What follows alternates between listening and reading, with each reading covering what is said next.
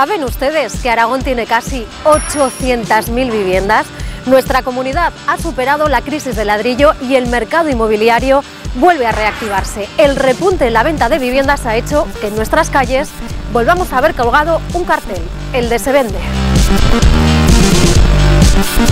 Ojo a este dato, más del 60% de las casas aragonesas se encuentran aquí en la provincia de Zaragoza.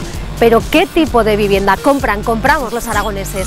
Según los últimos datos, 8 de cada 10 viviendas vendidas son de segunda mano. Hay que buscar una casa que te guste, que puedas modificar, pero que al mismo tiempo esté donde tú quieres que esté. Fíjense, comprar una casa en Aragón hoy es más barato que hace 10 años. En 2007 el precio medio de la vivienda era de unos 177.000 euros, frente a los 110.000 que cuesta actualmente.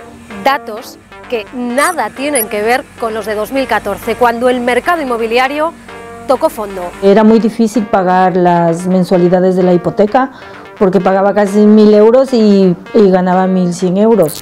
Hay un pero en todo esto. En Aragón, mientras el precio de la vivienda sube, los sueldos bajan. Para que os hagan una idea, los aragoneses cobran de media poco más de 22.000 euros al año, así que quien compra aquí un piso destina una cuarta parte de sus ingresos durante 30 años para pagar su hipoteca.